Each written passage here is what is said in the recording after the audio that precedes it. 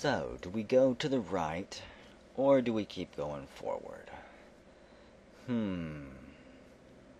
Let's just go straight.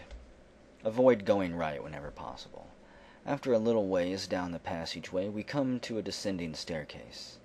We're not gonna turn back, so we press ahead. We slowly walk down the stairs, taking us deep below ground. It's as though we're descending further and further into an endless abyss. Once we reach the bottom, we come to another split. We can go left or right, but both paths look equally dismal. Left again. We'll go in a circle eventually. After a little ways, we're presented with a sturdy set of doors. A wooden plaque has been hung above the door frame. Only one word is written on it. Armory. Armory, eh? The key to the catacombs has gotta be in here. I don't even know if we want the key to the catacombs. Kid places her ear on the door. Not a pipe. Let's go in. Someone is here, however. Should have listened better. With a book in hand, a single goblin sits in a chair, humming to itself. A sweet aroma fills the room, presumably from the teacup setting on the table before it. There's something different about this goblin. It doesn't seem hostile in the least.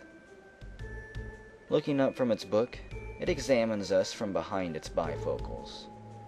Ah, welcome. It's rare to have visitors all the way down here. Too bad we're not guests, Kid shouts. If you want to live, tell us what a key to the catacombs is. And, with that, Kid takes her knife and thrusts it into the desk, slicing through the tablecloth. The goblin remains docile. Ah, you must be the elusive Kid. I so wanted to see you with my own eyes. We've all heard so much about you. But before it can finish its sentence, Kid grabs the knife and hurls it through the air. The goblin sets its book down, now unreadable due to the 7-inch blade protruding through it. It removes the knife and places it on the table. Your reputation precedes you. You are quite a radical young lady. Nevertheless, it's a shame. I wanted to see how that novel ended up. Please allow me to introduce myself. My name is Esmeld, it says, offering a simple introduction. Please, I do hate to keep my guests standing at bay. Come, sit, and we shall converse over tea. My first thought is that it's poisoned.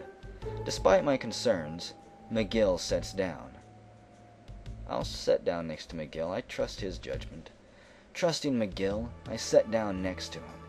Surely he's got something up his sleeve. Looking at Kid, though, she truly doesn't want anything to do with this. She remains standing, keeping a vigilant eye on Esmeld. Black tea is set for 3 at the table. Ah, there we are. After a moment, McGill takes the teacup and brings it slowly to his mouth. He takes a sip and then sets the cup back on the table. Esmeld smiles.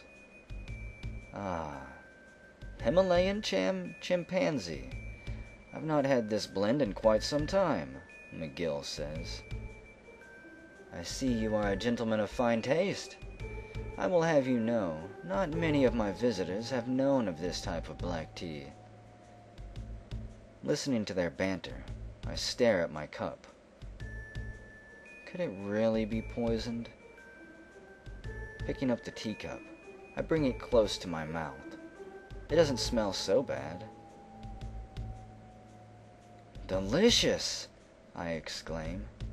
I've never had anything like this before. I loosen up a bit, setting back in my chair. Wait a sec. What's going on? My wounds. They're being healed. Jackpot! Looking over towards Kid, she seems to be enjoying it as well. So, let's get down to business. Certainly the key to the catacombs has to be around here somewhere. Whether I remember where it is, however, that's a different story. Is there something you'd like in exchange? We can work out a deal with this guy. Something I want. Your life, perhaps, he says as his eyes light up from behind the glasses. I'll grab my knife. Or not. Oh, you misunderstand, young man. I did not wish to harm you, Esmeld says, noticing the sudden look of shock on my face. I don't think I got to select on that last screen. I enjoy chatting with the many types of visitors that we have in the mansion. Surely, as an adventurer, you must have plenty of interesting stories to tell. Adding to this, he looks in my direction with a smile. I look highly on unique stories, and have been known to reward such storytellers. Staring down at the dark liquid before me, I start to rack my brain for a really good story. Okay, I've got it. On one particular evening, a small girl walked through a dark, dreary forest. Let's see. The mother's illness one. And so, after walking endlessly, she never found it. A fine beginning, perhaps. Is that all? No, of course not. Let me carry on. On one evening, a girl walked through a forest, searching for the only cure for her mother, the golden sunflower. After walking endlessly, she still hadn't come across the sunflower, though. And suddenly before her, she came across a gold light, shining in a clearing. It was the golden sunflower. The girl put a few of the sunflower seeds into her bag. She was sure it would cure her mother, she thought. Hurrying back to her home, she crushed a few of the seeds into a drink and fed it to her mother. Getting better, the two lived happily ever after. Oh, brother, did I really just say this? A fairly interesting story. Very well, here is the key. What? Esmeld leans over towards the wall and knocks on a certain spot. There, a secret trap door opens up. He reaches in and takes out a key. However, as I start to reach for the key, Esmeld recoils his hand. Sighing, the goblin speaks. Yes, I suppose you could say there is something more that I wish for. I glance at McGill, then back to Esmeld. Long ago, when I was a young, foolish lad, I was involved with General Viper's daughter, Miss Riddell. Riddell? The General's daughter? Oh, you didn't know? Indeed. Miss Riddell's true father was General Viper. Anyhow, for the sake of harnessing the power of the frozen flame, Lord Lynx abducted Miss Riddell, taking her as his own daughter. Within that strange rock lies a strong mental connection to this particular mistress. And so, I have resided here all these years, silently waiting for the right time to exact revenge on Lord Lynx for taking my dear Miss Riddell from me. If you have come in order to find Lord Lynx, promise me you will not mention any of this. You have come here to slay him, have you not? Esmeld asks calmly, holding the key in his hand. Let's just be blank. I freeze up, not knowing what to say, because really, we don't really plan to kill him. That's not why we're here. Remember McGill's warning. We are not here for revenge. We are here for the frozen flame. Well, this is sure a strange turn of events. Hearing these things from a goblin who's supposed to be defending Viper Manor, Makes me wonder if I'm dreaming. All of a sudden, Kid interrupts. You bet your green arse. That's our plan, all right. All right. I see. Well, I certainly don't wish to detain you any longer. I would help you more, but I prefer not to openly side myself with either party, he says, handing us the key. Well, there still is something you got that I want. Esmeld looks up, curious. How about some more of that great tea of yours? Esmeld thinks for a second, then reaches behind him. Very well. 1 bag, he says, reluctantly parting with the tea bag.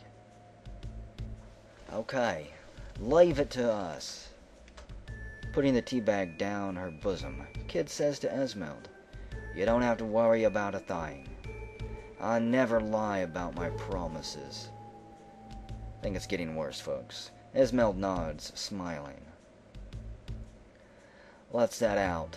The frozen flame's bound to be around here somewhere, Kid says, heading to the door in high spirits. McGill pays his respects, and we're off. I think I need more tea. I've heard that tea helps the accent. Heading away from the armory, we come upon an upward staircase on the right. The passage also continues on ahead.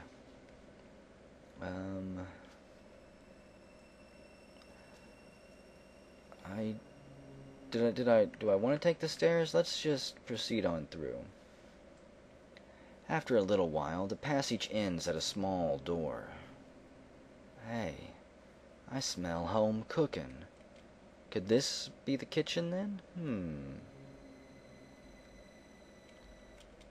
I guess that we'll just have to enter it. No reason to turn back when there's food to be had. Oh, it's just a small kitchen. For the servants, probably, I add. I look around the tiny room. There's a sink, pots and pans, and a bunch of food in the cupboards. A rat hangs in a cage off in a corner. But aside from that, it's a pretty average kitchen. Kid walks over to a deep saucepan and peers inside. Smells fresh. Want some grub, Sarge? No, we're healed up. Maybe this could possibly heal us, but no thanks. In a place like this? Are you kidding? Rats like that one over there are probably the main ingredient. Ignoring me, Kid smacks her lips, taking a scoop of the stuff. You having any, McGill? No, thank you. Well, I don't see why. It's great. But then, all of a sudden, a quiet, shrill voice echoes out. It seems to be coming from over by the cage. Ah, what an independent young lad. Are all the boys wearing braids these days? I stop and look at Kid. Who's there? Looking over in the direction of the voice, we see nothing but the single rat. It stares at us with its small, beady eyes. Ah, excuse me. You're a girl, not a boy. It looks like Kid can't decide whether to be puzzled or infuriated by all this. But just between you and me, I don't think this is the first time her personality has led someone to think she's a guy. At any rate, the brown rat continues. Listen, please, kind humans. I am trapped within a most unfortunate situation. While on my way to the kitchen this morning to bring home some food for my mother, goblins seized me and trapped me here in this cage. Unless I can escape, I am to be a side dish for their next meal. Still a bit agitated at its last remark, Kid stares at the rat suspiciously. Please, you must help me. My desperately ill mother awaits my return. The rat pleads, its eyes twinkling in the light. Kid shrugs her shoulders, letting out a sigh. Aw, don't cry. Here, We'll let you go. Setting the cage down on the floor, Kid opens the cage door. The rat laughs as a strange smile comes over its face. You really are a bunch of fools. Spitting out those words, the rat suddenly starts to tremble before rapidly growing in size, growing larger and larger by the second. Oh boy. You rat bastard, it's a griffin! Stupid humans, you're just in time for lunch. My mother's, that is. Damn these monsters! The griffin rises up onto its hind legs, screeching and flapping its huge wings. Suddenly it swoops down. I'm gonna jump back this time. I frantically try to dodge the beast, hoping to avoid those terrifying 3-inch claws. I manage to avoid the blow, but now I'm cornered into the back of the room. As it inches near me for a strike, it rises up onto its hind legs once again, this time almost up to the ceiling. However, in a moment of blind luck, the griffin suddenly loses balance on the slippery floor, giving me the hiccups and crashing to the ground. Urgh. Wow. Talk about close calls. I let out a breath of relief as I stand over the griffin, wondering what to do next. So, you ugly little rat. Now who's stupid? Wait. Please, I beg you, kind, beautiful human girl. I am aware of valued information. If you promise to spare my life, I will tell you a special secret of the mansion. I don't know. You lied already, you bugger. I'd rather just kill you and have it be over with, Kid says, taking a step closer. Kid, let us hear what he has to say, McGill says, coming between them. Kid pauses for a second, and then steps back. Thank you. That would have been fun, Kid says, shrugging. One day, you too may find yourselves within my situation, caged in on all sides. If such a fate comes to pass, remember these directions, and your lives shall be spared. Right 3 steps, left 2, right 2. You know what? Oh, this calls for a little bit of the old pen and paper, the old ink and wood, I think. So, let's find a page here. So, right 3, because I know I won't remember this. It'll probably be days from my perspective before I get here. Left 2, right 2. Is this some type of can-can dance that he's trying to teach us here? I'm not much of a dancer, Griffin. And then you'll see. No sooner than it says this, the griffin transforms back into a rat, scurrying off into a crack in the wall. I sure hope sparing that thing was worth it. Who knows when it'll sneak up on us next? I agree, it probably was a bad idea. Before long, we come to an ascending staircase on the left. I guess let's go back up the stairs. So if we take all lefts, then we get to this place. So we'll take a right here, I think. Coming to the top, we're faced with a dimly lit corridor. We head down it, quietly masking our steps. Continuing on through the passage, eventually we come to a branch. If we turn left, we'll be taken back to the atrium. Heading straight through will take us to the catacombs. Oh boy. I guess to the catacombs, huh? After a bit of walking, we come to an old-looking door with a brass handle. Okay. The goblin's key should open this door, Kid says, putting the key into the lock. With a click, the door unlocks. The door opens with a deep creak, even without our input. Damp air creeps up from below. Peering into the dark, decrepit place, I wonder how I ever got talked into coming to a place like this.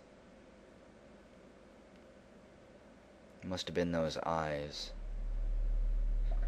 We find ourselves in a long hallway, flanked on both sides by rows of countless jail cells. The cold iron bars stretch on in front of us endlessly. 1, 2... Gorba, Merkid, Zorander, forgive me. A quiet, sobbing voice seems to be coming from the third cell on the right. I peer around the corner into the cell.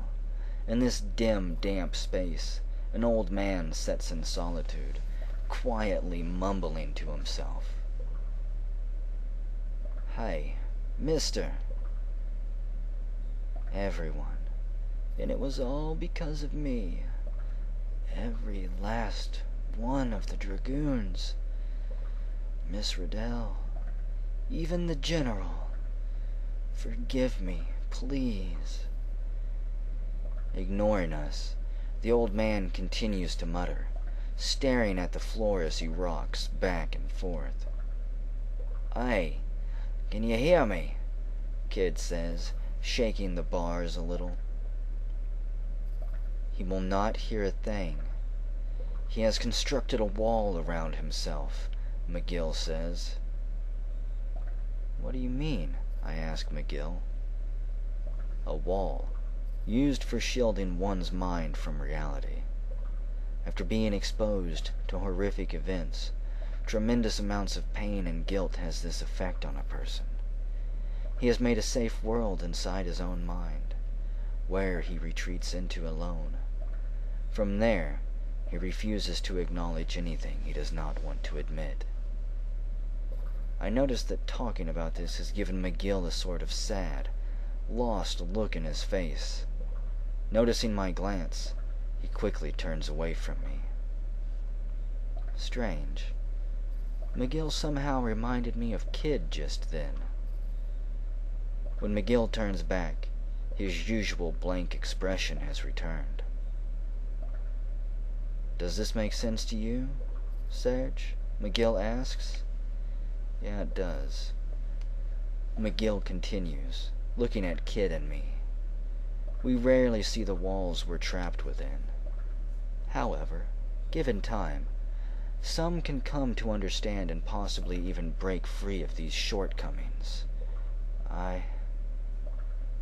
I wait for McGill to finish, but he doesn't end up saying anything.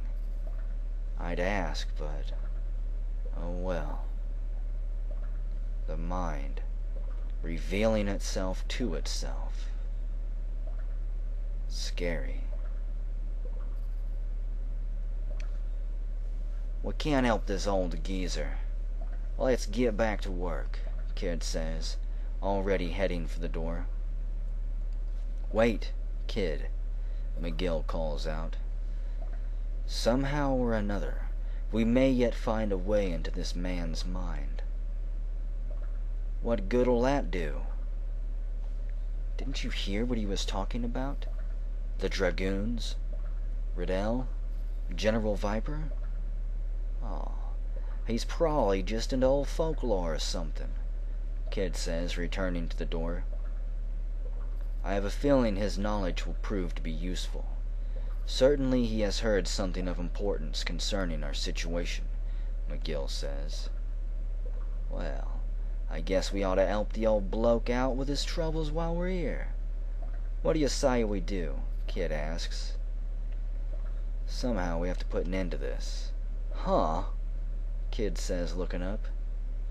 "You got a problem with me?" No. It's not what I meant, Kid." But before I can explain, Kid's fist suddenly flies into my face. Narrowly avoiding the blow, I look up to see McGill starting to speak again. "We must find a way to reach beyond his wall. For every locked door, there exists a key, so to speak. We will never make any progress with this man until we know what lies in his past." "What are you talking about, a key?" Kid asks. I do not know either, McGill answers. However, there is at least one person in Viper Manor who does. Riddell. Indeed. I got to go all the way back to her room. Leaving the endless rows of cells behind, we head back to the passageway. Suddenly, Kid stops dead in her tracks. I look to her, wondering what's wrong this time. McGill already has assumed his battle stance, and I do too, trying to see what's ahead of us. Suddenly I realize what they were triggered by.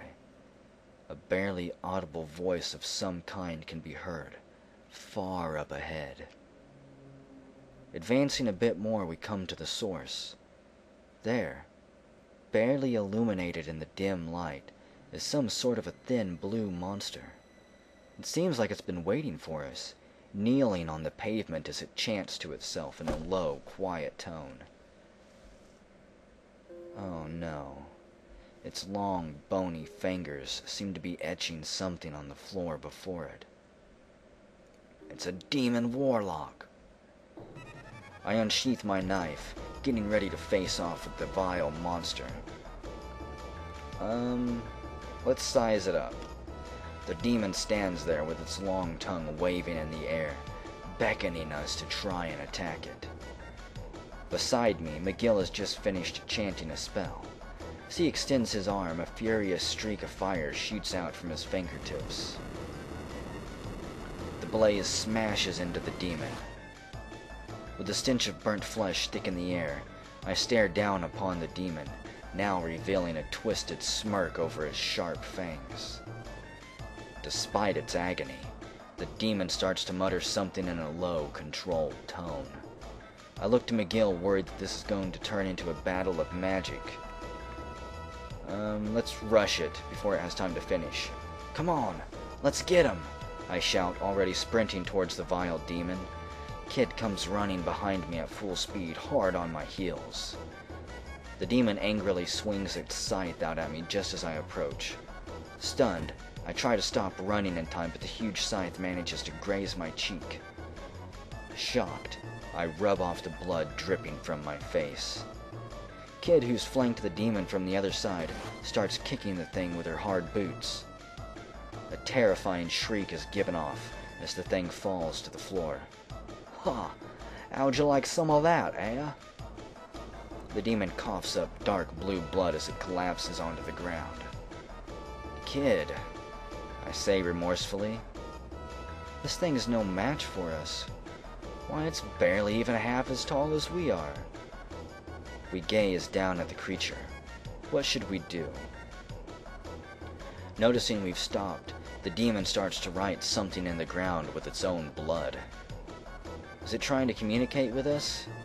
Beg for mercy, maybe? The symbol it's drawing suddenly takes on a strange glow. A glimmer of light appears. And then, a crack of lightning strikes upward from out of the symbol. Kid looks at me, then looks back down towards the demon. Just as it completes drawing the symbol, she pelts the demon in the belly. It's hurled through the air, violently colliding with a nearby wall. After a few moments, it moves no more. Kid scuffs out the symbol on the ground with her boot. It was him or us, mate. I agree with Kid there. Whew. You okay, mate? Yeah, I'm not bad. I've got some bruises here and there, but nothing too serious. Not a sweet scar on my cheek now. What about you? Aw, are you kidding? I kicked that thing's arse so bad, it didn't even have time to say its prayers. Yeah, we did pretty good back there, didn't we? Not bad, Sarge. Not bad at all, Kid says, catching my eye. A few moments pass, and she's still staring at me, smiling. Oh man, what do I do? Should I say something? I look away after another nervous moment, but still full of glee. These situations, those baby blues, every time. And heading away from the catacombs, we eventually come to a split. And this is where the videos will split. So whenever we come back, I guess we need to go all the way. We're probably going to have to go all the way back to Riddell's room. But first, we're going to continue to scout around this place, because I still think there's another branch that we haven't taken yet. Hopefully I don't get lost for too long, though.